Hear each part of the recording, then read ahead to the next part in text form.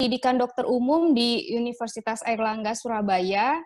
Aktivitas saat ini menjadi medical staff dokter di salah satu international school di Riyadh. Pengalaman kerjanya Dewan Penasehat Komunitas Muslimah Indonesia di Vancouver, Kanada 2005 sampai dengan sekarang. Pernah menjadi home teacher di salah satu international school di Riyadh dari tahun 2016 sampai tahun 2018. Dan pernah menjalankan homeschool di Riyadh tahun 2013 sampai 2014. Dan juga pernah mengikuti community worker di Burnaby Family Life Institute, Vancouver, Kanada di tahun 2011 sampai 2013. Tutor di Saturday Islamic Program di Vancouver, Kanada dari tahun 2007 sampai tahun 2013. Dan Dr. Dana ini mempunyai hobi baca buku yang terkait dengan Islam, psikologi, dan parenting. Dan hobi satunya lagi itu menulis, mendengarkan talk. Dan dari hobinya menulis ini, Mbak Dana sudah mengeluarkan dua buku anatologi. Dan moto hidupnya dari Dr. Dana, bermimpi tinggilah, berusaha keraslah, dan libatkan Allah untuk membuatnya menjadi nyata. Masya Allah. Tabarakallah. Baik, sekarang kita langsung masuk ke materi hari ini, yaitu dengan tema komunikasi efektif dengan anak yang akan disampaikan oleh Dr. Dana. Kepada Dr. Dana, saya persilakan. Jazakallah khair, Dek Linda. Bismillahirrahmanirrahim. Assalamualaikum warahmatullahi wabarakatuh. Waalaikumsalam warahmatullahi wabarakatuh. Innal hamdalillah nahmaduhu wa nasta'inuhu wa nastaghfiruh wa na'udzu billahi min syururi anfusina wa min sayyiati a'malina may yahdihillahu fala mudilla lahu wa may yudlil fala hadiyalah. Asyhadu an la ilaha illallah wahdahu la syarikalah wa asyhadu anna Muhammadan abduhu wa rasuluh. Allahumma shalli wa sallim wa barik ala sayyidina habibina Muhammad sallallahu alaihi wa alihi wasallam. Rabbi israh li sadri wa yassir li amri wahlul 'uqdatam min lisani yafqahu qawli. Rabbi zidni ilman warzuqni fahman. Alhamdulillah, pada siang hari ini waktu Riyadh kita bisa berkumpul kembali untuk belajar bersama, lebih tepatnya sharing gitu ya, sharing pengalaman dan sedikit ilmu yang saya miliki. Semoga nantinya sesudah forum kita hari ini, kita punya sedikit sangu untuk sedikit bekal untuk menjalani role kita sebagai seorang ibu yang belum menikah. Saya tahu ada beberapa yang masih single, jomblo, jomblo lillah namanya ya, masih jomblo. Insya Allah saya doakan semoga Allah dekatkan jodohnya dan segera diberikan, kalau udah nikah dikaruniai anak dengan segera gitu ya. Dan ini bisa menjadi ilmu yang sudah terpendam dalam benak, yang sudah jadi anaknya masih kecil. Ini parenting kita hari ini, sesi parenting hari ini disponsori oleh BBA, bermain bersama anak, yang dipelopori oleh Mbak Dara. Masya Allah, barakallahu fiq, Mbak Dara yang jadi host hari ini. Tak nampak wajahnya, tapi nggak apa-apa. Bahasanya lebih memang akan cocok untuk anak-anak usia sekolah belum sampai teenager. Tapi nanti insya Allah akan insya Allah materi yang saya siapkan ini akan bisa untuk dipakai dari mulai toddler sampai ke teenager, yang mungkin ada yang anaknya udah teenager, mungkin ada ya beberapa. Metode nanti yang saya ambil ini adalah metode yang memang dipakai oleh, saya rujukannya hari ini pakai punyanya Jennifer Kolari, ahli parenting dari Kanada. cocok untuk dipakai mulai dari yang kecil sampai yang dewasa, bahkan bisa dipakai untuk para suaminya. Jadi komunikasi dengan anak ini tidak dikhususkan untuk anak saja, bisa juga untuk orang dewasa. Cara kita komunikasi dengan teman kita, dengan suami, nanti bisa dipraktekkan juga dan hasilnya akan sama. Karena selama dia punya otak gitu ya, otaknya juga waras, insya Allah it will work. Karena ini berdasarkan perpaduan antara psikologi dan bagaimana organ otak itu bekerja. Nggak usah berlama-lama, saya mau kita baca surah Fatihah dulu ya, biar Allah ada bacaan surah dari Al-Quran yang akan insya Allah semoga pertemuan kita diberkahi oleh Allah. A'udzubillahi minasyaitonirrajim. Bismillahirrahmanirrahim. Alhamdulillahi rabbil alamin arrahmanirrahim maliki yaumiddin iyyaka na'budu wa iyyaka nasta'in ihdinas siratal mustaqim siratal ladzina an'amta 'alaihim ghairil maghdubi 'alaihim waladdallin. Amin. Pertama, saya mau kasih 2 disclaimer. Disclaimer itu seperti ya kayak movie ada disclaimernya ya. Kali ini saya akan ngasih 2 disclaimer ke ibu-ibu semua. Yang pertama, bahwa apa yang akan saya bahas ini sudah ibu-ibu akan setujui bahwa landasannya adalah Islam.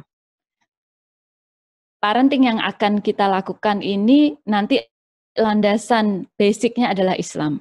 Jadi saya nggak akan membahas bagaimana lebih ke teknis. Bahasan saya nanti lebih ke teknis. Kalau bahasan bagaimana menanamkan akidah kepada anak, sejak umur berapa, boleh itu nanti di sesi tanya jawab kalau mungkin ada yang mau tanya, tapi disclaimer yang pertama bahwa kita semua setuju landasan parenting kita adalah akidah Islam. Itu yang pertama. Disclaimer yang kedua bahwa apa yang akan saya sampaikan ini lebih kepada teknisnya. Saya mau analogikan dengan memasak atau makanan. Semua ibu-ibu di sini pasti akan setuju bahwa apa yang akan kita makan itu harus halal, ya.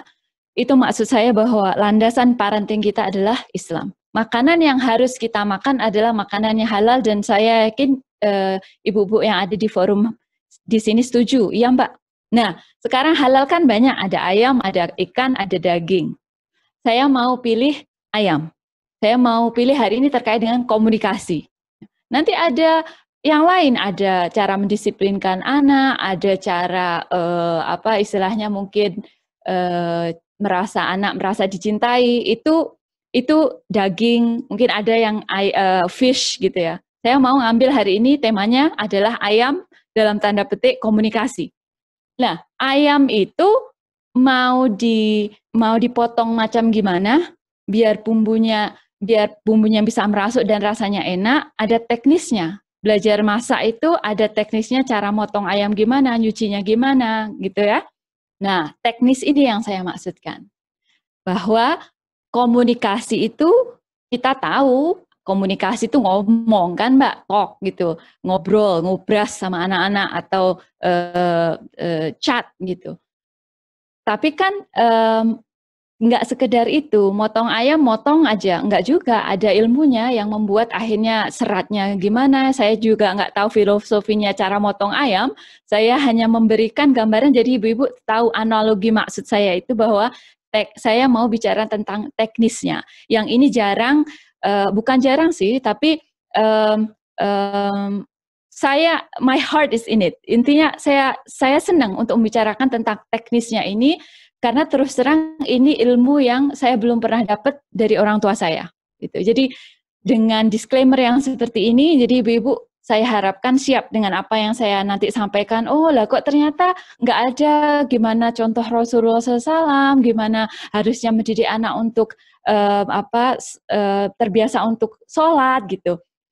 Nggak akan kecewa gitu maksudnya. Tapi kalau mau nanti ada pertanyaan seperti itu, saya tidak menutup diri untuk menjawab, insya Allah. Jadi gitu ya. Dan saya akan sharing screen saya karena sudah saya persiapkan PowerPoint-nya. Sebentar.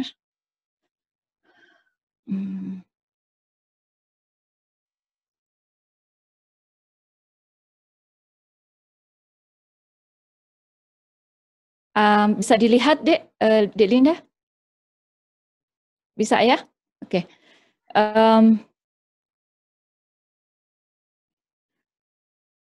Itu 2 disclaimer.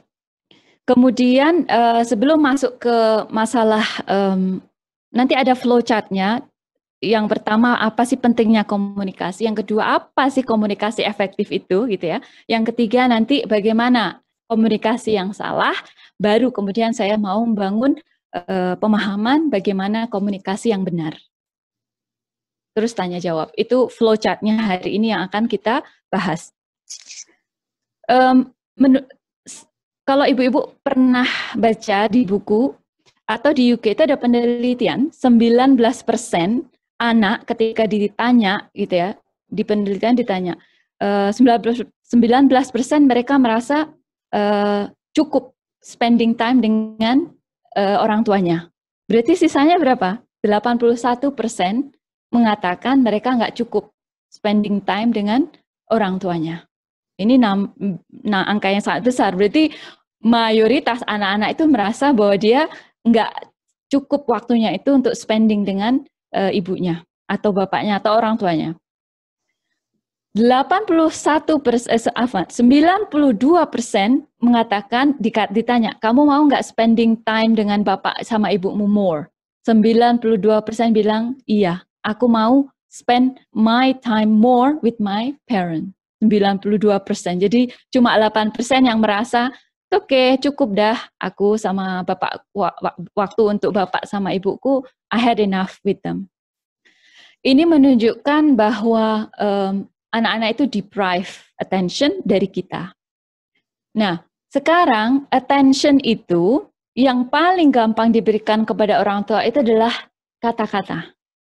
Kita bisa di dapur, tapi mulut kita ngomong sampai itu message ke anak kita. Contohnya misalkan lagi ngiris bawang, kita lihat anak kita lagi main akur gitu ya, antara dua cowok atau antara dua cewek atau cewek cowok main bareng. Kita dari dapur ngomong, Masya Allah, kakak sama adik akur banget hari ini, ibu seneng banget ngelihatnya. Itu perhatian yang seperti itu melalui kata-kata kita dari jauh itu mereka sudah bisa merasakan. Jadi perhatian yang paling bisa atau paling gampang, paling mudah diberikan oleh orang tua adalah dari perkataan. Kalau harus duduk main bareng gitu kadang, aduh ada masak belum kelar, cucian belum kelar, harus bersih, harus vacuum dan sebagainya gitu kan. Alhamdulillah dan memang harus ada waktu bagi anak kita one to one gitu, bukan berarti saya ngejudge nggak perlu gitu. Ada yang mencoret-coret ini, ada yang mencoret-coret screen siapa ini? Anyway, it's okay. Next, yang kedua, masuk ke slide yang kedua ya. Hold on, how come I can't control it? Okay, new share. Let me just stop share, and then I'll share again.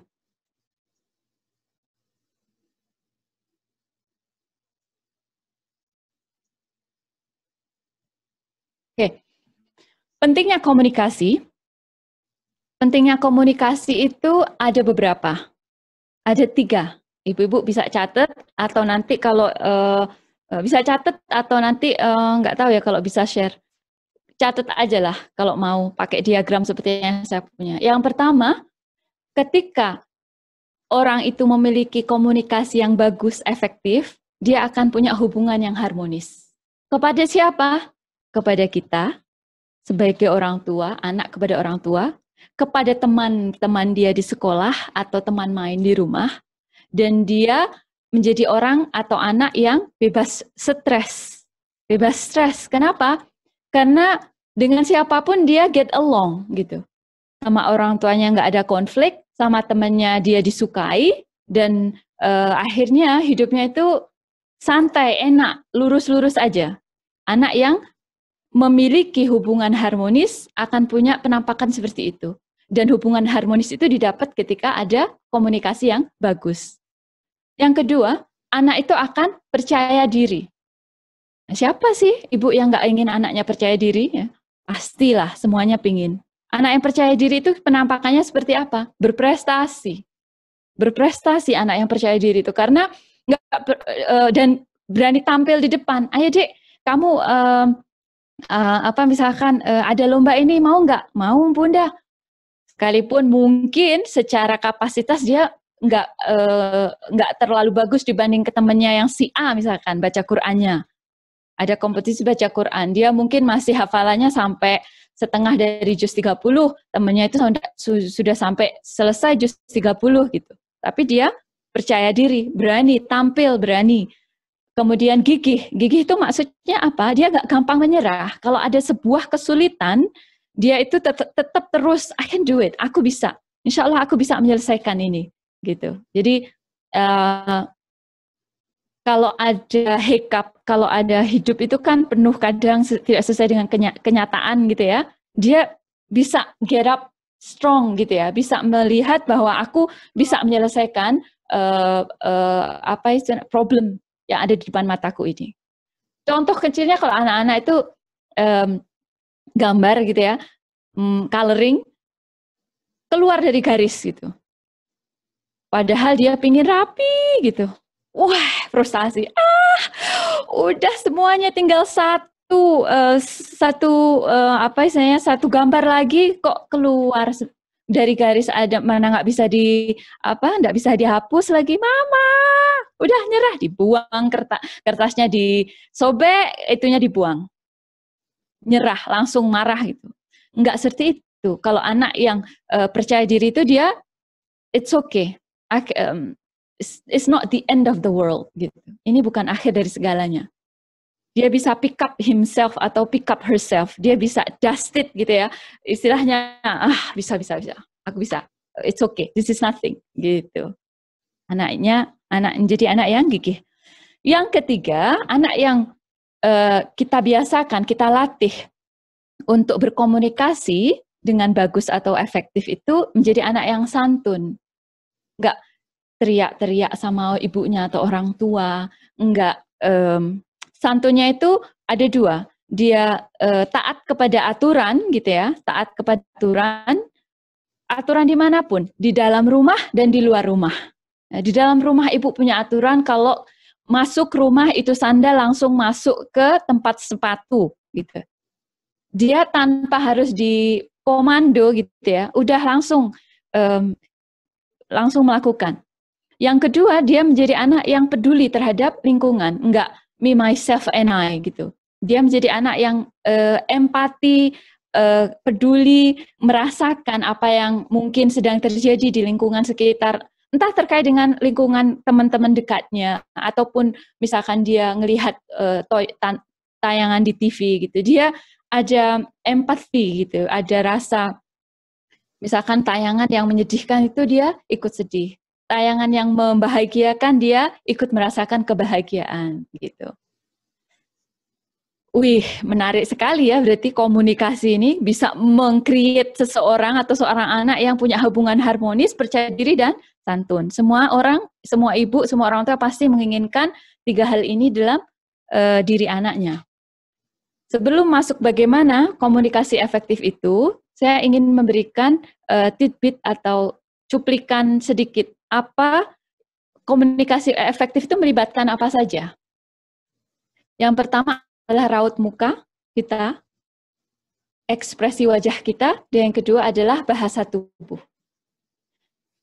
Misalkan contohnya, nanti ada contohnya sebenarnya di slide saya. Kalau saya belum ngasih contoh anak, misalkan suami pulang kerja, wajahnya itu ditekuk gitu ya, kayak gitu. Tiap hari, mas wajah kok kayak gitu. Udah aku yang dihadepin kompor, dihadepin cucian baju, lipetan baju, gosokan baju, belum lagi harus gosrek kamar mandi gitu. Maaf ya, bahasa saya campur bahasa Jawa ini. Kalau ada yang paham, ada translatornya nanti di Linda yang translate. Baik, Mbak, siap. Kamar mandi. Ya deh ya. Nah, itu kita suami ditekuk wajahnya, kita malah sinis gitu ya, wajahnya sinis. Rumangsane kalau orang Jawa bilang, emang gue enak di rumah, Lu di luar ketemu orang, bisa ngobrol sama orang, aku ngobrol sama tembok gitu. Apalagi lockdown gini kan ya, tambah parah dah. Raut wajahnya bukan memberikan empati sama sekali, tapi malah membuat wajah yang sinis. Itu memberikan welcoming yang sangat-sangat seperti witch kita, jadi seperti apa? Mak lampir gitu. Nggak pasti orang yang masuk ke dalam rumah itu tidak akan merasa nyaman. Kemudian bahasa tubuhnya gerubak, gubruk gitu. Pintunya dibanting karena lihat suaminya udah ditekuk wajahnya pulang ke rumah. Padahal dia baru dimarahin sama bosnya atau deadline projectnya nggak sesuai dengan apa yang diharapkan gitu. Nggak ada basa-basi, ini jelas kamu masuk rumah itu jangan bawa muka kayak gitu gitu. Anak juga kadang kan cemberut pulang ke rumah, terus ngelempar tas, ngelempar apa gitu. Kamu tuh ya Mbok ya bilang salam pulang ke rumah. Assalamualaikum ibu, cium tangan kek, pulang-pulang kayak gitu. Nggak malah disambut dengan raut wajah yang sama tapi dimarahin gitu. Itu komunikasi yang saya maksud raut wajah itu seperti itu dan bahasa tubuh. Kemudian ada 2 komponen lagi. Yang ketiga adalah telinga. Telinga yang membuat kita mendengar apa yang orang atau anak atau suami kita sampaikan. Yang keempat, otak kita yang akan kita gunakan untuk memproses informasi yang kita dengar tadi, dan yang terakhir adalah respon atau lafaz kata-kata yang keluar dari semua yang kita dengar dan kita pahami. Jadi komunikasi itu melibatkan 5 komponen itu, raut wajah, bahasa tubuh, telinga kita, otak kita, dan mulut kita. Komunikasi yang efektif itu harus melibatkan 5 itu. Enggak hanya 1, enggak hanya 2, tapi 5-5-nya harus dilibatkan. Nah, sekarang saya mau bahas model cara berbicara orang atau kebiasaan orang-orang manusia lah ya. Nanti ibu-ibu bisa ngefit itu mencantumkan ibu-ibu di sebelah mana gitu. Silahkan bukan mengoreksi, put yourself in which kategori gitu intinya. Silahkan mencocokkan saya cocok sebelah mana gitu ya. Yang pertama model ibu yang suka teriak-teriak. Ini kalau orang bahasa sekarang sumbu pendek. Dia sumbunya pendek, gampang banget disulut, wah meledak kayak mercon gitu ya. Dan dia berpikir bahwa anak itu punya hak untuk meluapkan frustasinya. Dia punya hak aku berhak untuk meluapkan frustasiku itu kepada anakku dengan, udah tahu mama capek, ngurusin semuanya. Masih aja ya dibilangin gak dengerin gitu. Teriak. Nah, ibu yang dikit-dikit teriak, kok bisa sih kamu itu kayak gitu? Turun, jatuh nanti, gitu. Saya sengaja nggak pakai suara Paul, saya takut ibu-ibu nanti ngeblak semua. Jadi ini model ibu yang pokoknya disulut dikit aja udah langsung gelodak gitu ya, sumbunya pendek. Nah, anak yang diajak bicara dengan model kayak gini, itu menjadikan anak itu takut. Ya iyalah, takut pasti orang diteriakin, sekalipun dia tahu ibuku sayang padaku. Saat kita teriak itu nggak ada nuansa, itu adalah bentuk ibuku sayang. Nggak ada di dalam diri manusia itu yang percaya bahwa this is because I love you, I scream at you. Nggak ada. Oh gitu ya Ma, that is because you love me, that's why you scream at me. Itu nggak cocok, itu di dalam otak kita itu nggak ada model yang pemahaman seperti itu. Kalau dipaksa ya rusak nanti proses pemahamannya. Jadi anak merasa takut. Kenapa? Karena orang yang diteriaki itu, limbik sistemnya itu akan teraktivasi. Limbik sistem itu adalah pusat emosi. Kalau limbik sistem pusat emosi itu teraktivasi, akan keluar hormon yang namanya adrenalin, kortisol, itu yang membuat kita mempertahankan diri. Ini adalah bentuk refleks dari otak kita kalau kita merasa sedang ada dalam bahaya. Orang yang diteriaki, mereka akan merasa mereka di dalam bahaya. tolong itu ada kebakaran gitu, masuk kebakaran, tolong kebakaran, ya nggak ada orang yang ketakutan terus ngomongnya kayak gitu. Itu namanya orang nggak waras gitu ya. Kebakaran, tolong, Bu, kebakaran gitu. Nah, itu langsung limbik sistem kita itu on, aktif, lari sekencang-kencangnya atau geret anaknya atau ngambil apa yang ada di depannya untuk menyelamatkan diri. Nah, itu sama Allah dikasih sistem refleks seperti itu karena memang untuk menyelamatkan diri gitu. Lah kalau anak sering ditombol itu limbik sistemnya dengan teriakan, ya dia akan akan merasa takut, khawatir, sampai dia bisa merasa marah gitu. Karena terus ditekan itunya, tombolnya, ditekan tombolnya untuk mempertahankan diri. Akhirnya dia bentuk pertahanan dirinya adalah dengan marah dan merasa bersalah. Iya ya, aku tuh kok nggak beneh banget ya. Beneh itu apa ya? Ngerti ya dia. Beneh itu nggak tahu apa. Yes. Aku kok nggak ngerti ya sama orang tua aku. Memang aku tuh anak gak berbakti. Kena marah terus. Memang aku tuh nggak pernah dengerin. Yang jelas jadi dia merasa underdog banget gitu. Nggak bagus model cara berbicara yang seperti ini. Yang kedua dingin. Nah, ini kebalikannya. Mama, hari ini aku dapat 80. Nggak ada emosi. Masya Allah, adik, usaha kerasmu membuahkan hasil. Udah bilang alhamdulillah belum tadi? Udah bersyukur belum tadi sama Allah? Udah sujud syukur belum? Enggak. Mama, aku dapat 100. Mama, besok aku ulang tahun. Ini lepas halal apa haram ya. Gambarannya kalau anak kecil kan paling, let's say, Mama besok temanku udah dapat baju baru, aku dapat enggak? Enggak. Flat. Ibu yang mukanya datar, nadanya jutek. Ini model ibu yang dingin. Nggak ada emosi sama sekali saat berbicara sama anak.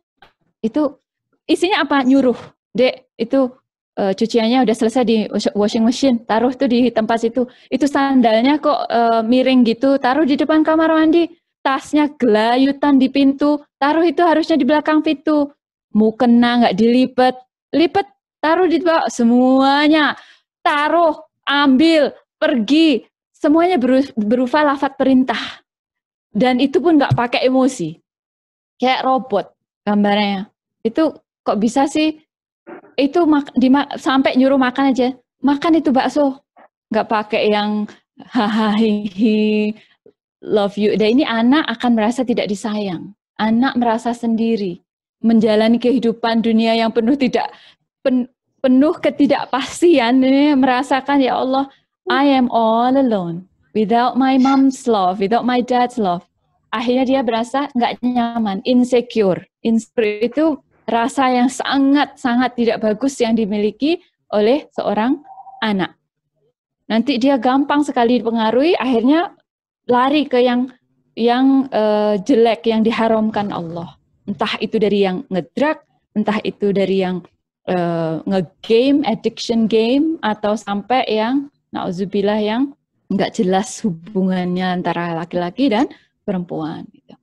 Ini yang kedua. Yang ketiga, moody. Nah, ini mega mood swing. Setengah jam pertama, adik, Masya Allah, gemes deh mama sama adik. Kamu lihat TV nggak?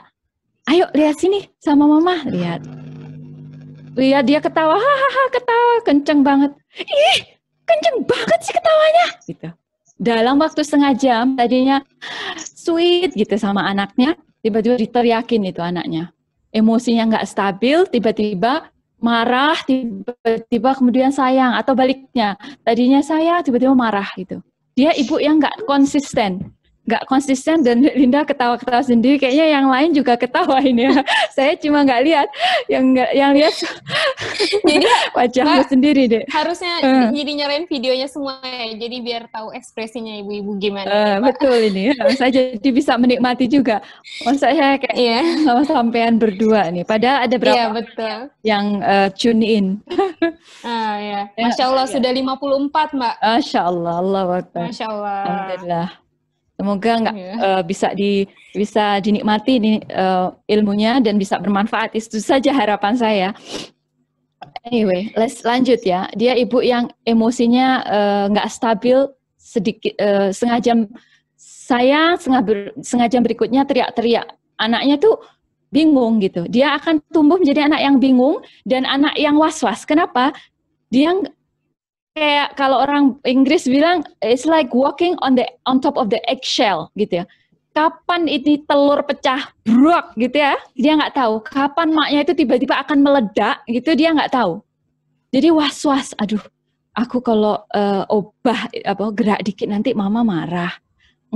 Kalau aku terucap kata yang nggak nyaman buat mama, nanti mama marah gitu. Was-was dan mana sih sebenarnya yang aku harusnya nonton TV harusnya aku seneng, tapi tadi mama seneng, tiba-tiba terus marah gitu. Jadi bingung anak itu. Hidup itu penuh dengan nggak jelas gitu. Subhanallah. Dia menjadi anak yang nggak nyaman. Insecure lagi. Yang berikutnya teman. Nah, ini kayaknya paling pas ini Mbak. Nah, tunggu dulu. Ada 5. Berarti yang keempat ini juga masih salah. Cara bicara yang salah nih. Yang keempat sebagai teman. Maksudnya gimana? Dia itu cerewet, cablak. Apa aja dia omongin ke anaknya sampai itu bukan konsumsi anaknya. Contohnya, tanda petik. Ayahmu tuh loh ya. Namanya baju. Kalau sudah pulang kerja, lihat tuh di bednya mama. Kelumbrak-kelumbruk kalau orang Jawa bilang. Taruh aja di bed. Nggak digantung kayak, emangnya mama ini pembantu apa dek? Coba lihat. Aib babanya, aib suaminya itu dibuka belak-belakan di depan anaknya, bahkan kayak kamu on my side ya, kita gang up melawan ayahmu, kayak gitu. Atau itu loh, tantemu dek, padahal itu bukan konsumsi anak-anak, kita aja anak ngomong yang nggak jelas kayak gitu. Hanya karena dia butuh apa itu namanya, ventilasi, to vent it out, butuh jendela untuk ngomong, saking dia itu cerewet dan cablak. Jadi nggak direm itu. Semua yang dia omongkan sebenarnya bukan semua, tapi termasuk yang bukan konsumsi anak itu dia ajak bicara itu anaknya. Nggak boleh kayak gitu. Dan orang yang kayak gini tuh dia biasanya nggak tahu cara mendisiplinkan anak. Kenapa? Karena anak itu teman. Mama, aku boleh makan coklat? Iya ya, ambil dah. Mama, itu masih ada donat, boleh nggak? Habis coklat donat, habis donat cake, habis cake. Terus sore-sore, mama perutku kok sakit ya? Ya karena kebanyakan manis kali tadi dek. Iya. Mama kok nggak nyetop aku sih? Ya kamu minta gitu. Ya mama kasih, nanti kamu bilang mama nggak sayang. Kayak gitu. Jadi ini bisa digambarkan ibu-ibu, anak yang diturutin semuanya pun dia nggak akan merasa nyaman loh ya, dan dia akan merasa tertekan. Kok bisa? Saya kasih logikanya gini, kita naik pesawat, ada pilotnya, pesawatnya itu sedang melewati turbulensi, badai. Naik turun. Saya pernah itu dulu pas dari Hong Kong ke Surabaya, waktu typhoon. Aduh, rasanya itu udah, ya Allah, aku hidup apa nggak ke Surabaya gitu, sampai kayak gitu ya. Nah, bayangkan dalam kondisi kayak gitu, pilotnya keluar dari kokpit, terus ngomong ke kita, oke para penumpang, enaknya ini diapain pesawatnya ini? Apa kita turun sedikit biar nggak terlalu kena badai? Apa kita tetap sekarang? Coba gimana pendapat para penumpang sekalian? Apa ibu-ibu akan bilang? Hei, goblok gitu mungkin ya kalau kasarnya. Hei pilot, balik kamu ke kokpit. Kita tuh taruhan nyawa kita itu padamu, kok malah minta pendapat kita? Mana kita tahu cara flying this plane, gitu kan? Sama, anak yang diajak ngomong nggak jelas oleh ibunya tentang sikap bapaknya yang nggak konsisten, kayak yang kemproh mungkin, yang nggak rapi, atau yang sikap tantenya atau temennya mamanya yang suka pamer, yang kayak gitu. Anak itu bukan justru merasa dipercaya, tapi ini kan bukan tanggung jawabku mama untuk membantu menyelesaikan persoalan yang complicated ini gitu. Jadi bisa ya dibayangkan dia jadi anak yang tertekan karena ini bukan ranahku, kok aku disuruh ikut-ikutan dengerin dan terus aku suruh ngapain? Kan indirectly kita minta apa istilahnya, bukan advice tapi minta pendapat mereka gitu. Dan dia akan merasa harus memberikan pendapat dan itu bukan hal yang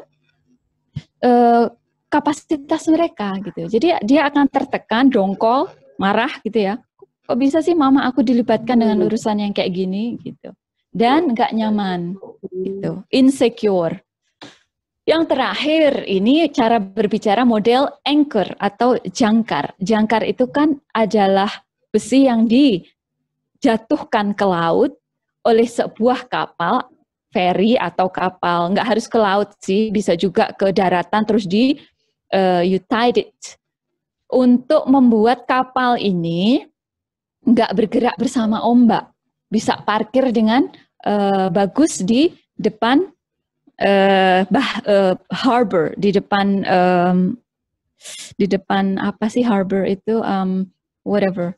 Maksudnya ya di tempat kapal itu menepi. Pelabuhan ya. Dia harus berhenti untuk menurunkan barang, truk-truk mau keluar dari itu ya kan. Kapalnya harus diam, nggak bergerak. Kalau bergerak boleh, tapi hanya sedikit. Jadi bisa turun ke semua orang-orangnya, mobilnya bisa turun ke daratan gitu. Nah, orang tua yang berbicara dengan model jangkar ini, dia tenang, membuat tenang anaknya dan berkarisma. Tapi jangan salah, bisa nanti kalau ibunya ada masa blow, apa istilahnya, snap gitu ya, marah tiba-tiba, keluar kamu dari kamar gitu, bukan berarti dia nggak boleh melakukan itu, boleh dan halal saja. Kenapa? Karena kita manusia, nggak bisa terus tenang, berkarisma gitu ya di hadapan anak. Kalau udah ada banyak tanggung jawab, belum selesai, kemudian anak rewel, suami juga rewel gitu, udah snap gitu ya, akhirnya teriak, keluar kamu dari kamar, mama mau sendiri gitu. Monggo, ada masanya, tapi nggak selalu, nggak terus kayak gitu loh. Itu once in a blue moon. Dia akan memberi tanggapan dengan cara yang benar, penuh cinta, tapi tegas. Gambarannya kayak gini, contohnya misalkan, mama boleh nggak minta permen? Dia akan menjawab dengan, kakak, mama tahu kakak tuh suka banget sama permen. Mama kan udah punya aturan kalau permen hanya seminggu sekali. Nah, kan belum hari Minggu. Kalau kakak mau hari Minggu, tunggu hari lagi. Kalau mau hari ini, berarti hari Minggu nggak usah ya. Mau yang mana? Gitu. Jadi kita beri anak pilihan, nada kita itu nada yang ngayomi gitu ya, dan penuh dengan penuh dengan rasa cinta. Itu masih ada itu buat mainan. Ada nggak di mute? Iya, maaf ibu-ibu, ada yang Mbak Dara belum bisa di mute. Ya Mbak Dara. Yes. Oke, kita lanjut ya. Delinda ikutan di mute sama Mbak Dara kayaknya. Oke. Anti mute deh. Iya. Oke Mbak, saya instruksi sebentar. Ini karena pesertanya Masya Allah cukup banyak, 50 sampai 54. Saya mau kasih instruksi sebentar tentang kalau ada yang ingin bertanya agar tidak berbenturan, boleh tinggalkan pesan di kolom chat, saya ingin bertanya. Jika pertanyaan itu kalau mau bertanya langsung, kalau pertanyaannya mau dibacakan oleh moderator, boleh ditinggalkan juga pertanyaannya. Nanti saya akan bacakan sesuai dengan urutan yang di chat yang mau bertanya begitu. Ya, makasih Dr. Dana, silakan dilanjutkan kembali. Oke. Jazakallah khair. Jadi orang tua yang tenang, berkarisma, dan ketika memberikan tanggapan kepada anak itu dengan tanggapan yang pas, penuh cinta, tapi tegas, gitu ya, nggak diombang-ambingkan dengan keinginan anak. Anak itu akan merasa disayang dan merasa nyaman, secure, dan percaya diri seperti yang saya ungkapkan di awal tadi. Dan dia juga paham bahwa dia harus mengikuti aturan, gitu. Jadi anaknya merasa disayang, merasa nyaman, percaya diri, dan paham tentang aturan. Dan ini adalah model berbicara yang paling bagus dan yang seharusnya idealnya kita sebagai seorang ibu mempraktekkan ini kepada anak kita. Kepada suami pun bisa. Nah, terakhir berikutnya, saya mau mencontohkan respon. Jadi tadi bisa dikategorikan masing-masing ya. Saya nggak mau ngejudge siapapun. Saya model yang mana? Nah, nanti gimana model teriak, model diam itu dibawa ke model jangkar, ada caranya. Yang pertama, menyuruh. Ketika anak itu datang, atau ini intinya model ngomong seorang ibu, respon yang diberikan seorang ibu kepada seorang anak. Itu ada macam-macam. Yang pertama adalah model nyuruh, seperti yang tadi saya bilang. Ada anak penean itu apa sih, Dek? Penean, Dek? Naik ya, Mbak. Naik gitu. Hobinya Dek Linda itu kan naik pohon, naik meja. Masya Allah. Nah, Masya Allah. Ada anak yang model kayak gitu, laki, apalagi kan biasanya emang hobinya kayak gitu. Turun, jangan naik-naik, jatuh nanti. Atau lari-lari, jangan lari. Atau dia rame, diam. Mama lagi on the phone ini sama temen gitu. Atau coret-coret, jangan coret-coret. Intinya jangan, atau diem, atau nyuruh lah pokoknya. Intinya dia ngomongnya ya kayak model ibu yang diam tadi. Keluar kata sekali keluar tuh pasti anaknya tahu, ibu mau berucap nih pasti nyuruh aku sesuatu. Saking lah nggak ada kata lain selain suruhan, ya Allah. Nelongso banget tuh anaknya. Anyway, lanjut, menakut-nakuti. Ini yang nggak juga boleh dilakukan. Misalkan, ayo Dek makan, maam cepetan ini nanti dimakan ayam itu nasinya kalau nggak cepetan dimakan gitu. Atau adik itu kok nggak dengerin mama sih, nanti diculik sama polisi gitu. Nggak ada hubungannya. Pertama, kedua, nggak perlu untuk anak itu ditakut-takutin ya. Nanti dia akan terbiasa dan di orang yang penakut gitu. Dan modelnya pun nggak ada hubungannya.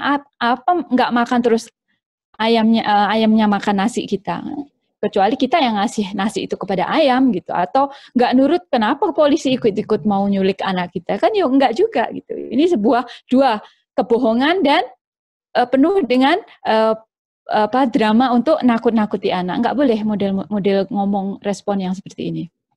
Yang berikutnya, ceramah gitu, menceramai anak. Ayo Dek, belajar jahit Dek. Mama aku nggak bisa.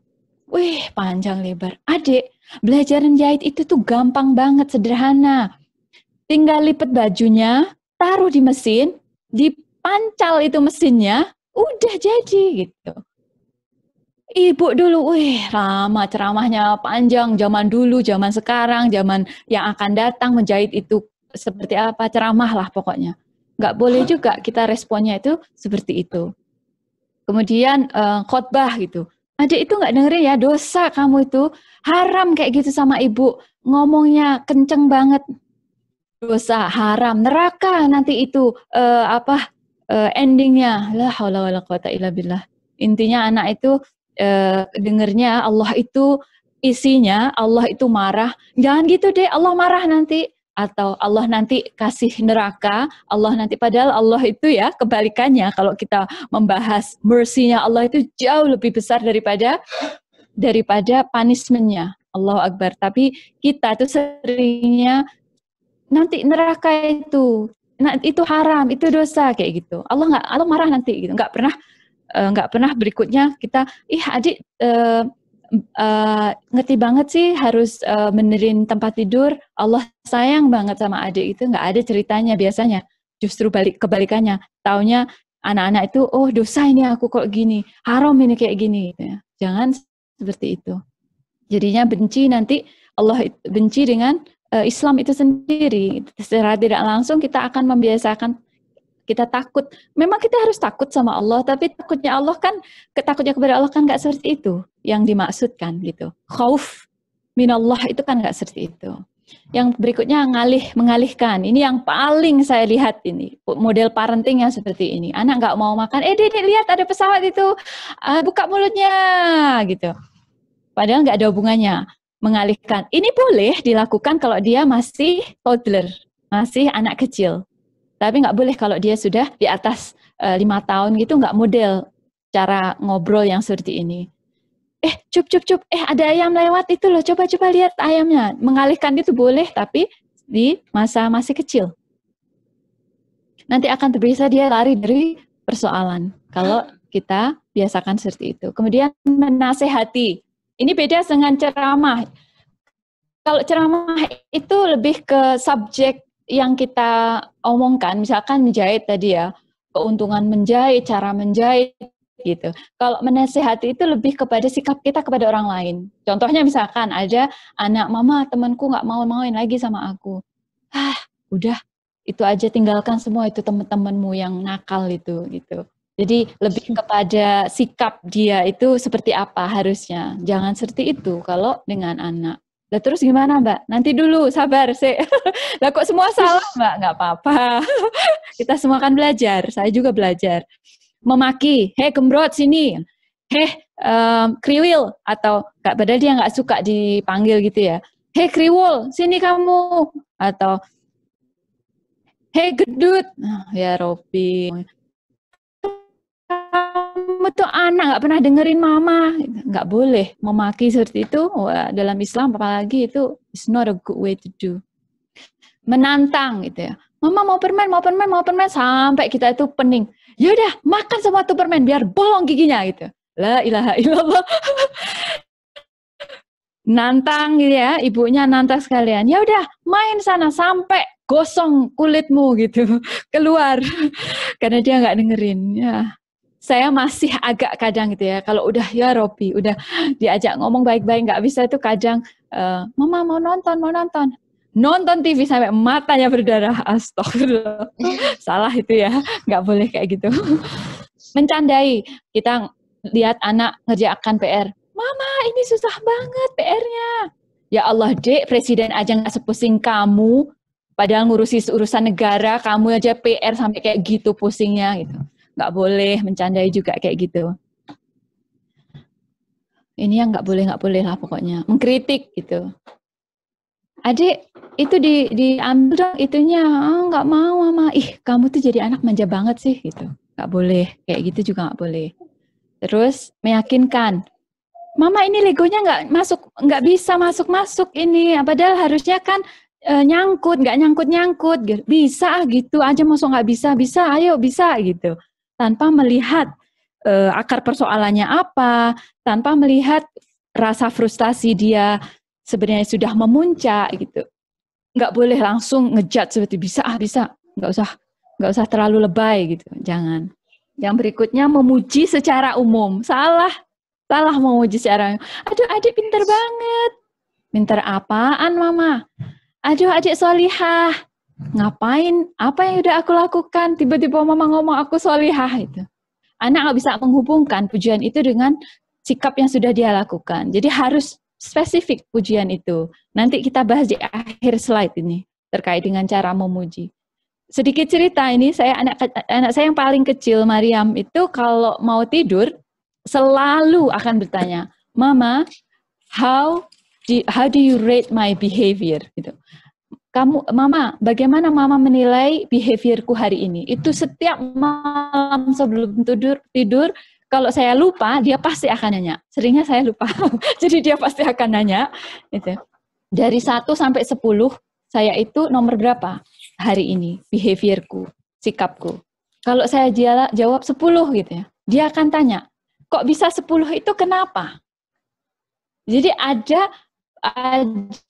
sudah secara natural anak atau kita itu ketika dipuji butuh sebuah ketegasan karena apa? Aku itu mendapat karena kamu tadi nggak tengkar sama kakakmu, cuci piring kamu nyuci, kamarmu udah kamu bersihin sendiri, mainan kamu organize sendiri tanpa disuruh mama, kayak gitu. Dia akan nunggu itu. Perintilan-perintilan selama sehari harus saya resume untuk membuat dia percaya bahwa dia layak mendapatkan angka. Yo, capek juga. That's it mama, that's it. Nggak bisa aku ingat semuanya dari pagi sampai malam. Intinya memuji harus spesifik, deskriptif, nggak boleh secara umum. Adik solihah banget. Solihah kenapa mama? Gitu pasti mereka akan bertanya. Dan jadi dibiasakan. Masya Allah adik solihah, mama tadi ada kelas, adik nungguin mama diem aja, hanya cuman ngeliat mama atau kadang minta dipeluk, nggak pakai ngomong atau membuat mama nggak fokus gitu. Pujian yang, wih panjang juga mbak ngomong kayak gitu. Iya, jadi emak itu ternyata saya itu bukan orang yang cerewet. Subhanallah, jadi emak itu harus cerewet. Tuntutan peran gitu ya. Memang harus cerewet, harus pinter ngomong, tapi cerewetnya bukan cerewet yang model yang terarah gitu. Berikutnya, saya sudah 1 jam ya Dik ngomong. 8 menit lagi Mbak, 1 jam. Oke, astagfirullah. Masih ada, ini baru separuh nih komunikasi yang salah. Saya percepat lah insya Allah. Jadi ibu-ibu saya nggak ditinggal tidur nanti. Insya Allah enggak ya? Insya Allah. Ya, insya Allah, amin. Oke, contoh komunikasi yang salah. Saya contohkan ya. Ini, anak pulang, kok cemberut kak? Gitu. Anaknya jawab, Safia bukan temanku lagi mama. Kita responnya apa? Kakak nyakitin perasaan dia kali, makanya nggak temenan lagi. Langsung model nyalain anaknya. Proteslah anaknya. Dia mah yang jahat sama aku. Dia nggak mau pinjemin pensil warnanya ke aku. Mboknya nambahi. Mungkin kakak suka pelit sih ya kak sama dia. Makanya dia pelit sama kakak. Another blaming. Menyalahkan. Atau tadi model yang nyeramai tadi. Semakin dia merasa tertantang mempertahankan diri. Aku sekalipun nggak hanya pinjam pensil warna, dia minta snack pun aku kasih. Anaknya mempertahankan diri seperti itu. Mamanya masih ngeyel. Ya udahlah, nggak usah baper-baper gitu ah. Gitu aja marah, nggak dipinjemin pensil aja marah. Nanti kalau kamu kayak gitu tuh nggak akan punya temen loh. Jangan model kayak gitu, baperan. Di label. Kayak label, hey gendut ini, hey tukang baper gitu. Emaknya nge-label anaknya sebagai anak yang baperan. Apa yang akan anak lakukan? Marahlah dia. Terserahlah apa kata mama. Kamu jadi anak nggak boleh gitu ya ngomongnya. Khotbah. Nggak sopan itu, dosa tahu. Haram hukumnya. Apa yang anak buat? Nangis. Masuklah kamar banting pintu, jebret. Itu model ala komunikasi yang salah. Dan hati-hati, kalau tiap hari kita itu model komunikasinya seperti itu, di dalam kamar itu apa yang anak lakukan? Entah meratapi nasibnya, entah dia akan mencari another set of friend yang akan membuat dia merasa nyaman, entah dia akan mengalihkan stresnya itu dengan addiction game atau apa yang enggak kita inginkan. Gitu. Jadi hati-hati kalau respon ketika anak pulang sekolah respon dengan nada yang negatif, kita justru ditambahi udah nge-label dia, ngotbai dia, ceramai dia, jadinya kayak gitu. Ini yang salah. Yang benar kayak gimana? Kayaknya habis ini deh. Udah gak sabar yang benar kayak gimana. Nah, dah. Nih, teknik berbicara yang efektif. Tadi kan melibatkan 5 tadi ya, raut muka, kemudian bahasa tubuh, telinga kita, otak kita, dan yang terakhir lafaz kita. Nah, ini yang saya pakai teknis dari Jennifer Kolari, ahli parenting yang dari Kanada tadi. Dia pakai teknik CALM, C-A-L-M. C for connect, A for affect, L for listen, M for mirroring. Mirroring itu kayak mengulang apa yang dia katakan. Hampir sama dengan active listening.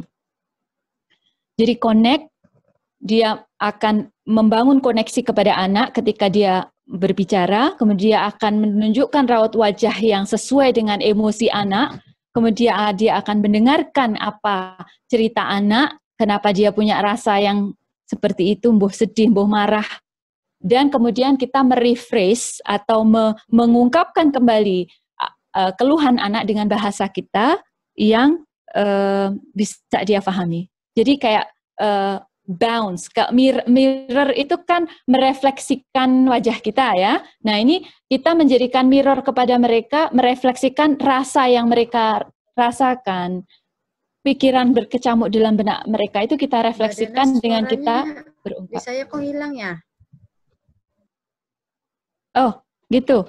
Mungkin jenengan harus sign out dulu Mbak, terus masuk lagi. Linda, suaraku hilang. Enggak Mbak, di sini alhamdulillah masih bagus suaranya.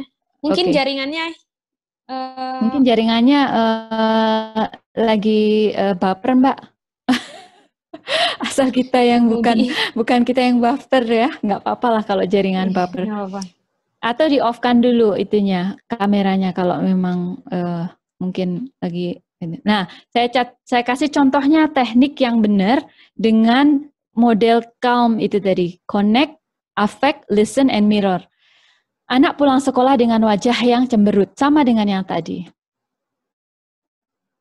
Kita drop everything, connect itu maksudnya perhatian kita itu full attention hanya kepada dia, nggak sambil motong bawang, kok cemberut dek, gitu, sambil memotong bawang, kenapa, ada apa, gitu, enggak. Kita drop apa yang sedang kita lakukan. Lagi on the phone, taruhlah teleponnya. Lagi masak, matiin itu kompornya. Kalau bisa anak pulang itu kita sudah selesai. Udah selesai masak, bersihin rumah itu udah selesai. Jadi emosi kita itu udah siap menyambut anak kita. Kalau kita ibu yang tinggal di rumah. Kalau ibu bekerja beda lagi nanti ya. Tapi yang jelas kita full perhatian hanya kepada dia, connect gitu ya. Kemudian hati kita itu ada pada posisi melihat dia sebagai sosok yang terbaik. Maksudnya gimana? Mungkin dia anak yang susah dikasih kasih tahu, tapi hatinya itu pemaaf banget. Ya, kacamata kita pakai kacamata itu. Kita harus pakai kacamata versi anak kita yang terbaik. Saat dia pulang itu cemberut, nah kita buka hati kita, dia itu anaknya pemaaf. Sito, ada apa ini gitu kan? Nah, terus wajah kita jangan senyum. Kalau dia cemberut, ada apa dek gitu. Wajah kita itu ikut menunjukkan wajah kecewa atau sedih atau heran gitu ya. Wajah kita harus mewakili itu. Kemudian kita siap pasang telinga kita dan konsentrasi untuk bisa memproses apa yang dia sampaikan dengan benak kita. Memproses, jadi mempersiapkan telinga dan otak kita untuk mendengar apa yang akan dia sampaikan. Baru kemudian mirror atau merefresh atau merefresh itu apa sih? Mengungkap kembali apa yang dia katakan dengan bahasa kita. Contohnya gini, tadi, kok cemberut kak? Gitu. Sofia bukan temanku lagi. Gitu. Apa kata kita? Kok bisa? Gitu. Pasang muka heran, kok bisa kak? Soalnya dia nggak mau pinjemin pensil warna ke aku tadi pas kita ada coloring gitu. Kita respon, padahal dia kan sahabat baik kakak kan ya. Kakak pasti sedih kalau teman dekat berbuat kayak gitu. Ada validation terhadap feeling dia. Itu yang pertama. Yang harus ibu-ibu lafadzkan dari lafadz kita. Kakak pasti sedih dengan kenapa? Karena teman yang bersikap seperti itu kepada kakak. Apa respon dia? 90% anak itu akan iya mama gitu. Ngangguk setuju dengan lafadz kita. Jadi kita memberikan validasi feeling yang dia rasakan. Entah sedih, entah frustasi, entah marah. Itu harus ada momen saat kita itu melafadzkan itu kepada anak kita. Kemudian kemudian kita tambahkan, kira-kira kenapa ya kak kok dia bersikap seperti itu kalau dia teman dekatnya kakak gitu. Dia akan terbuka.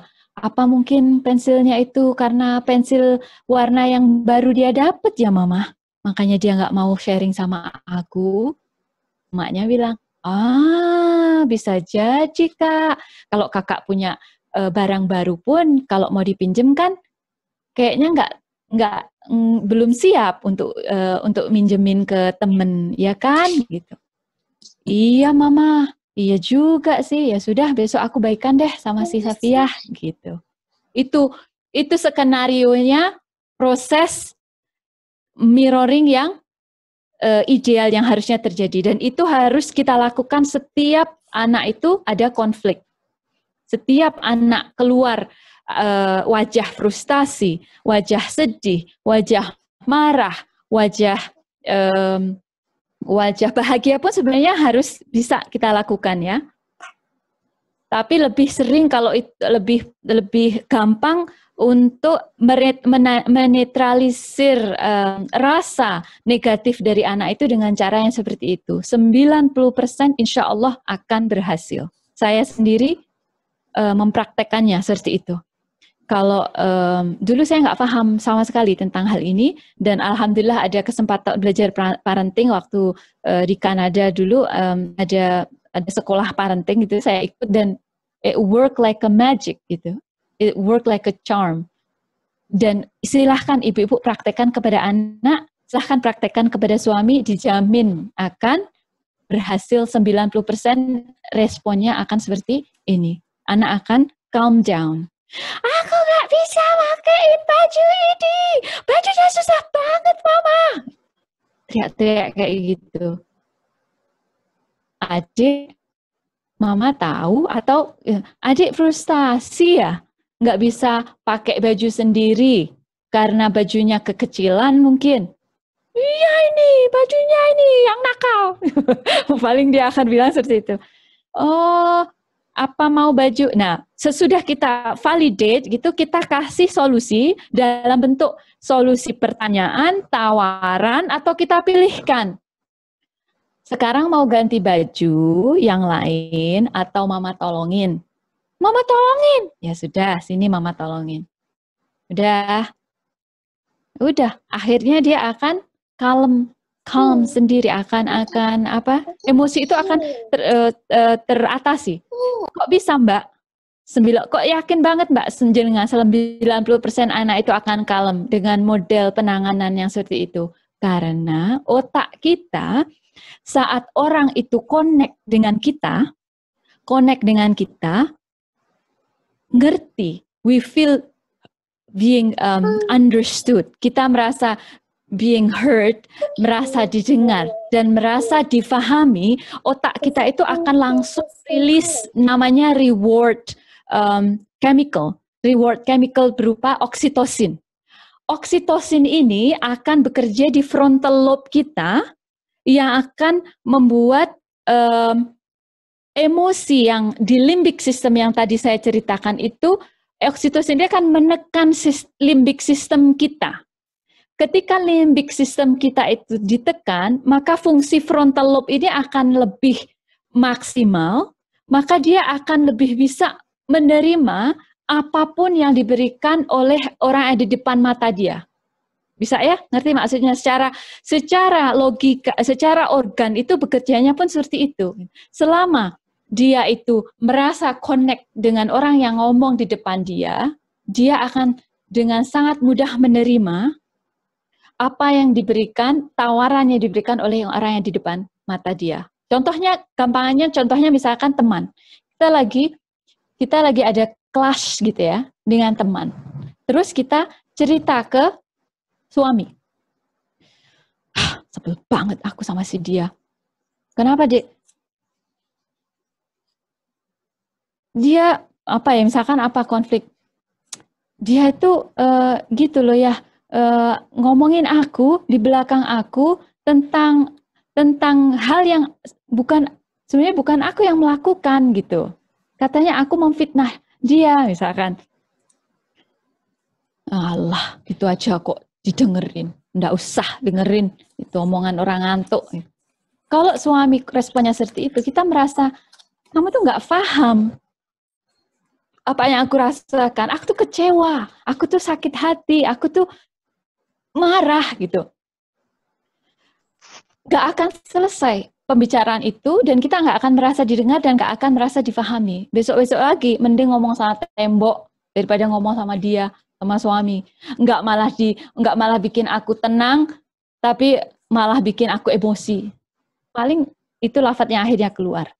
Tapi kalau kita responnya atau suami atau teman kita saat kita curhat, respon kita itu mendengar, wah pasti sangat frustasi banget ya Mbak, kalau kondisinya jenengan itu kayak gitu ya. Gitu. Iya Dek, terus terang susah banget. Subhanallah. Terus gimana Mbak? Jenengan mau ngapain terus kalau udah kayak gitu? Jadi dia terus akhirnya bisa pakai frontal lobe dia itu dengan gampang ketika kita sudah merasa dia itu connect, maksudnya kalau kita sudah connect dengan dia, kalau dia merasa kita connect dengan dia, oksitosin itu datang dan akan membuat fungsi frontal lobe kita itu lebih bagus. Frontal lobe kita itu seperti GPS, ibu-ibu. What sound is this? Seperti GPS. Kalau GPS kita mati, mampuslah kita tersesat. Nah, kalau GPS mati itu gambarannya limbic system yang bekerja. GPS, frontal lobe itu musuhnya limbic system. Limbic system itu yang pengatur emosi. Orang kalau limbic systemnya dominan, dia orang yang emotional. Orang yang frontal lobe-nya dominan, dia orang yang sensible, itu masuk akal. Bisa diajak ngomong, paham, ngerti, nggak emosi gitu. Intinya dia bukan orang yang emotional gitu. Jadi kalau anak itu sering oksitosinnya keluar dari otaknya, frontal lobe-nya fungsinya itu akan semakin bagus, dia akan bisa memahami semua pelajaran dengan gampang, nggak akan ada persoalan dengan teman-temannya, dia dikasih aturan akan mendengarkan, sampai seperti itu efeknya. Jadi powerful banget. Ini kayak air untuk tubuh kita. Oksitosin itu kayak air untuk tubuh, ini adalah air untuk kepala otak kita. Kita bisa hidup normal kalau oksitosin itu fungsinya produksinya bagus gitu. Jadi dia nggak akan gampang menjadi orang yang nabrak-nabrak gitulah. Sensible banget orangnya. Nggak main emosi, intinya gitu. Aku marah, ngelabrak sampai habis. Enggak. Kalau orang yang terbiasa limbic systemnya yang diutamakan ya marah dikit ngelabrak, marah dikit banting apa gitu, marah dikit ngunci diri kayak gitu. Oke ya. Ini contoh proses komunikasi yang efektif seperti ini. Sekarang berikutnya itu kalau terjadi konflik. Sekarang kalau kita mau menyuruh anak melakukan agenda kita dengan sekali suruh, siapa yang nggak pingin orang tua punya anak seperti itu? Ada triknya. Trik yang pertama, ketika kita mau menyuruh anak melakukan sesuatu, kita harus menginformasikan apa yang kita inginkan itu di waktu yang tepat. Orang kita mau beli tas aja izin ke suami juga waktunya jangan pas suami baru pulang kerja, makan aja dulu. Mas, ada sale nih di Coach, anterin aku beli tas. Kena damprat, apa-apaan kamu, kemarin baru beli, sekarang beli lagi, padahal kemarin ini tahun lalu, pikir dia kemarin gitu. Karena waktunya nggak pas, ngomong itu kalau waktunya pas, lebih enak. Sama-sama anak juga gitu, bukan berarti mereka itu pembantu kita, atau tentara kita, prajurit kita, sakar PDW ngajak omong anak itu. Pilih waktu yang tepat. Yang kedua, lafatkan keinginan kita itu dengan jelas. Gitu. Bersihin kamar. Apanya, Ma? Ya pasti nanya. Selimutnya dilipet, bantal spraynya ditarik. Kayak gitu harus dilafatkan dengan jelas. Nah, kamarnya dibersihin ya. Itu selimutnya dilipet, jendela dibuka, gordenya ditali, spraynya ditarik, bantalnya dibenerin itu. Jangan keriput, bantal keriput dibiarin kayak gitu, lantainya nggak ada barang di lantai gitu. Jelas kan? nyatakan keinginan kita itu dengan jelas. Kemudian tanyakan kembali, udah paham apa yang mama inginkan? Udah mama, apa coba? Gitu, kasih mereka kesempatan untuk melafatkan gitu. Ada yang ketinggalan, ya dinyatakan lagi, oh yang itu belum dek gitu. Tapi kalau bisa satu hal itu jangan banyak-banyak gitu. Dek, buang sampahnya, habis itu mandi ya, habis itu sholat, habis itu baca Quran, habis itu cuci itu ayamnya, habis itu ya Allah, itu kayak nyuruh orang, sekali nyuruh 5 suruhan itu yang nyantol apa? Cuci ayam. Udah mah, udah selesai. Apanya? Nyuci ayam. Lah yang lain, apa tadi mah? Apa aja mah? Gitu. Pasti itu. Jadi jangan kayak gitu kalau nyuruh. Pilih waktu yang tepat, nyatakan keinginan kita, tanyakan kembali, kemudian puji kalau dia melakukan. Masya Allah, pagi-pagi udah lihat kamarnya kakak bersih tanpa clutter gitu ya. Tanpa kamarnya udah bersih, rapi, harus dideskripsikan itu. Gordenya udah ditali, itunya apa, selimutnya saya aja gagap gitu ya kalau suruh ngomong. Tapi memang saya pakainya biasanya bahasa Inggris. Jadi kalau harus menerjemahkan tuh roto agak itu. You fold the blanket, you pull the you fix the bed, you clean the floor gitu. Jadi sangat spesifik saat kita memberikan pujian. Yang terakhir, beri tenggang waktu. Maksudnya apa ini? Kita lihat pagi-pagi dia udah mau sarapan. Kamarnya kita cek, masih berantakan. Kakak, kemarin kesepakatannya setiap bangun tidur, sebelum duduk di depan meja untuk makan sarapan, kamar harus udah bersih. Mau dibersihkan sekarang, apa 5 menit lagi? Pilihannya gitu, mau dibersihkan ibu atau mau dibersihkan sendiri? Bukan itu pilihannya, salah itu kalau pilihannya kayak gitu. Pilihannya mau dibersihkan sekarang atau mau dibersihkan 5 menit lagi. Pasti dia jawab, 5 menit lagi mama. Gak apa-apa, biar. Tapi sesudah 5 menit, dia pasti akan berbuat. Kalau nggak berbuat, it's been 5 minutes, honey. Can you please go now? Gitu. Dan dia dijamin nggak akan marah. Dijamin nggak akan marah. Karena dia sudah sepakat terhadap dirinya sendiri. Kemudian yang paling gampang itu buat jadwal. Ada anak itu yang sangat-sangat pelupa gitu ya. Jadi kalau dia ada jadwal, bangun tidur, melek itu langsung lihat jadwal. Oh, bersihin kamar. Habis bersihnya lihat jadwal lagi. Ada model anak yang kayak gitu. Nah, jadi ibu-ibu harus tahu anak modelnya kayak gimana. Ada anak yang kayak anak perempuan saya yang kedua ini, Masya Allah, memorinya itu bagus. Jadi kalau disuruh itu nggak usah ditulis, itu udah inget sendiri dia. Nggak usah dipakai jadwal, dia tahu apa, cuma item aja. Sehari itu, hari Senin tuh itemnya yang harus dilakukan ini gitu, ditulis itu aja, nggak perlu jam, nggak perlu reminder, dia bisa sendiri gitu. Tapi kalau yang pelupa itu harus dibuatkan sampai jam-jamnya, jam 6 sampai 6.15 bersihkan kamar, 6.15 sampai 6.30 sarapan, 6.30 kayak gitu. Ada yang harus seperti itu ya. Contohnya tadi, contoh agenda kita ingin anak kita merapikan tempat tidur sebangun tidur gitu, sesudah bangun tidur sebelum sarapan. Kita obrolkan itu sebelum tidur, obrolan santai, pillow talk lah kalau sama anak-anak. Ada juga sama pasangan pillow talk, ini sama anak juga ada tuh pillow talk. Suasananya santai gitu, jadi mereka nggak merasa terancam, mereka nggak merasa disuruh. Sekarang ya harus dilakukan, nggak juga gitu.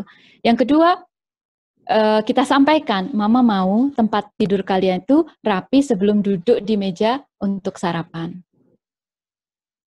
Kemudian kita tanyakan, apa yang mesti dirapikan nak gitu. Dia harus menjelaskan. Sehingga sepakat itu kita sama anak itu yang harus dilakukan itu apa. Nggak bilang, mama nggak bilang kok gitu. Nggak ada ruang bagi anak untuk lari dari kenyataan dengan cara yang seperti itu. Kemudian pagi saat sudah rapi, seperti yang saya bilang tadi, Masya Allah rapi banget kamarnya, selimutnya udah terlipat, spraynya udah ditarik, bantalnya ditata, gorden udah ditali gitu. Ya, yang terakhir jika lupa, ingatkan mau dibersihkan sekarang atau mau 5 menit lagi. 5 menit lagi mama, ya udah nanti aku, ya udah 5 menit lagi ya gitu. Dan buatkan jadwal. Nah, waktu yang terbaik, ini trik untuk kita juga ya, kalau kita minta tas atau minta abaya baru gitu ya. Nggak usah minta Mbak, bila bisa beli sendiri. Ya alhamdulillah kalau bisa beli sendiri. Waktu terbaik untuk bicara dengan anak adalah saat sarapan. Sarapan itu contohnya misalkan, kalau kita mau liburan, 5 tempat yang paling favorit apa coba gitu. Kita ngobrol nyantai. Kalau aku Turki Mama, kalau aku Lombok misalkan. Terserah anak mau ngomong apa, ini nggak ada judgement. Itu hanya untuk membuat anak itu terbiasa ditanya gitu ya. Dan terbiasa untuk menjawab gitu. Atau kemudian saat di mobil, ini paling bagus kalau di mobil atau saat kita jemput mereka di kendaraan gitu, anak nggak merasa terancam karena kita nggak adu mata dengan mereka. Kita lihat jalan, anak juga lihat pemandangan gitu. Nah, untuk meminta anak curhat ini paling gampang momennya saat di mobil, termasuk saat minta ke suami. Minta tas, minta baju itu saat di mobil gitu bisa itu dicoba. Atau yang ditanyakan apa aja? 4 hal tuh, favorit, favorit apa favoritnya kakak pelajaran hari ini? Siapa guru favorit kakak hari ini gitu? Apa yang bikin kakak paling bahagia tadi di sekolah gitu? 5 yang dimaksud ini coba Kak 5 yang paling 5 temenmu yang paling berkesan hari ini siapa aja yang udah bikin kamu seneng gitu. Future, contohnya misalkan besok ada exam apa Kak? Misalkan matematika. Ya udah mau belajarnya mau model mau berapa lama dan berapa jam, mau di mana, mau model mama bantuin atau pakai LKS aja kayak gitu. Ada banyak yang bisa kita bicarakan saat di mobil itu ya. Berikutnya di saat family time, nonton TV bareng gitu ya. Nonton TV nggak sekedar hahaha aja, ada nilai yang di situ yang misalkan ada anak teriak sama ibunya, tuh kayak gitu nggak boleh loh Kak. Bukan nggak boleh, tapi tuh kayak gitu anak yang seperti itu tuh bukan hal yang bagus untuk dilakukan. Tapi kita nggak refleksinya ke dia, kita refleksi ke gambar itu gitu. Jadi anak nggak merasa diserang, anak nggak merasa dikecilkan gitu. Yang terakhir saat makan malam. Makan malam itu kita bisa bicarakan memori indah saat dia masih kecil, memori indah kita liburan bareng, memori indah saat mungkin kita kemana gitu ya. Yang jelas nuansa saat sarapan dan makan malam itu harus ada nuansa indah, seneng. Jadi anak itu akan terbiasa untuk bonding di masa itu gitu. Jangan kita mencerca anak yang pertama di hadapan anak yang kedua dan ketiga saat saat makan malam gitu. Gimana sih Mas? Kamu itu nggak boleh kayak gitu. Adiknya itu ngeliat Masnya dicerca sama ayah ibunya. That's not a good thing. Yang terakhir ini pujian. Pujian itu ada 2 macam. Ada yang deskriptif, ada yang umum. Deskriptif, pujian yang deskriptif ini pernah dibahas kalau yang masuk ke grup bermain bersama anak. Mbak Dara pernah membahas ini. Pujian itu yang spesifik, jujur, fokus ke proses gitu ya. Misalkan nanti saya kasih contoh dah. Fokus ke proses bukan hasil, dan kalau hasilnya itu kecil pun kita harus apresiasi itu. Dan ini adalah cara yang paling jitu untuk membuat anak melakukan perbuatan yang kita mau secara berulang dengan senang hati. Kalau umum, pujian umum itu sangat kedengaran nggak jujur atau dibuat-buat. Cantik, Masya Allah, oh pintar, oh solihah. It's just lip service gitu. Susah juga untuk membuat anak melakukan apa yang kita inginkan tanpa paksaan.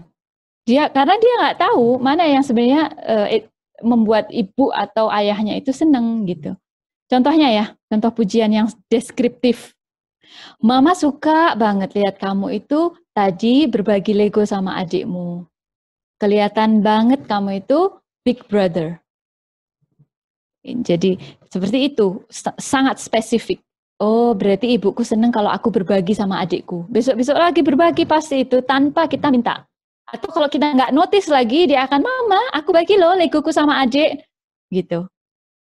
Yang kedua, contohnya misalkan, dia ngelukis, coloring gitu ya. Wah, perpaduan warna lukisanmu sangat menarik, Dek. Aku nggak pernah nyangka ini purple sama biru berdekatan itu bisa secantik ini, gitu. Nggak, wow, so nice. Nice apanya, gitu. Nggak boleh yang umum kayak gitu. Ini juga akan membiasakan anak itu notice something good in something gitu, menghadirkan kepositifan terbiasa nanti anak kalau dididik dengan yang seperti itu. Bahkan bisa sampai akhirnya membuat anak kita itu menasehati temannya, kamu itu pinter, ramah, nggak usah sedih gitu. Bisa langsung dia merefleksikan itu karena terbiasa kita ajarkan untuk berpositif thinking. Yang berikutnya, kamu bersihin mainan tanpa diminta. Masya Allah, anak solihah ini bisa suka bantu mama. Mama nggak usah bersih-bersih gitu. Jadi besok lagi dia akan bersihin mainan lagi tanpa diminta. Itu kekuatan pujian yang deskriptif itu seperti itu. Yang umum, wah kamu memang solihah. Habis ngapain tadi? Ya pokoknya kamu solihah lah. Kalau sudah main pokoknya, sudahlah. Hancur sudah. Atau ngomong, sini kamu, nurut sama mama. Kenapa mama? Karena aku mamamu. Nah, sudah, kalau karena aku mamamu itu another disaster. Berikutnya, oh pinter banget kamu, Dek. Memang pinter, anaknya mama kan aku, gitu paling dia jawabnya. Padahal dia nggak ngerti, karena apa dia dipuji. Kamu bisa jadi pelukis terkenal nih, Dek, kalau besar. Habis lihat gambar anaknya. Maksudnya, pasti kalau dia bisa ngomong gitu ya, maksudnya mah, maksudnya kamu itu memperpadukan warnanya itu sangat-sangat elegan. Nggak usah nunggu anak nanya maksudnya, langsung aja to the point, gitu ya. Jadi itu pujian yang umum. Saya kasih sedikit bukan PR, yalah PR lah, bahwa sering-seringlah memuji anak dan sering-seringlah memperhatikan anak saat anak melakukan kebaikan. Dan kalau dia melakukan yang nggak baik, jangan sering-sering dikasih perhatian. Kenapa? Karena anak akan mencari perhatian ibu dengan cara negatif. Kalau kita, suami itu, misalkan ya gambarnya, suami itu seneng, tiba-tiba, aduh Dek, kamu kok cantik pakai kerudung biru, besok biru lagi, pasti itu. Beli, kok biru terus sih Dek? Katanya aku cantik kalau biru, pakai biru. Itu natural manusia, itu seperti itu. Oksitosinnya bekerja langsung, wah biru berarti cantik, berarti aku harus beli. Mukena biru, hijab biru, abaya biru, sandal biru, handphone biru, semua yang biru dah pokoknya.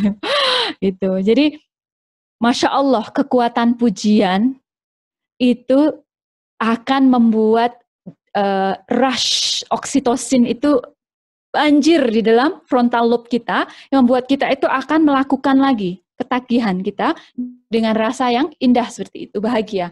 Wah, mamaku notice aku melakukan kebaikan. Jadi sering-seringlah memberikan pujian kepada anak dengan deskriptif saat anak itu menang. Jangan saat anak rame, ada yang bertengkar, kita respon. Anak menang, kita sibuk aja ngapain selama dia diam nggak apa-apa, nggak usah ditoleh. Justru harus ditoleh gitu. Wah, Masya Allah, mama bahagia banget lihat kalian belajar main bareng tanpa ribut gitu. Atau tiba-tiba kita noleh anak kita lagi bersih-bersih kamar. Masya Allah, anak solihah bisa bantu mama sekarang bersih kamar, itunya dilipet, ininya dibersihin, divacuum gitu. Dijamin. Kalau boleh saya bilang 99% anak-anak ibu akan semakin rajin melakukan hal yang baik. Kalau kita Instagraman, yang nge-like banyak, berarti aku besok postingnya kayak gitu. Ya kan? Sama. Saya kalau nulis, kalau yang masalah parenting itu biasanya banyak yang nge-like gitu ya. Saya senang nulis parenting dan saya pingin besok lagi nulis parenting gitu. Karena ada rush, bukan hanya manusiawi, tapi memang ada di dalam benak kita itu oksitosinnya itu rush. Selain memang niat kita untuk berbagi kebaikan. Kalau itu bisa diakses oleh lebih banyak orang, menarik bagi banyak orang, kenapa enggak gitu kan? Jadi itu, alhamdulillah 1,5 jam, ya Allah maafkan kalau terlalu lama. Monggo Dek, ini screen sharing saya Q&A, question and answer.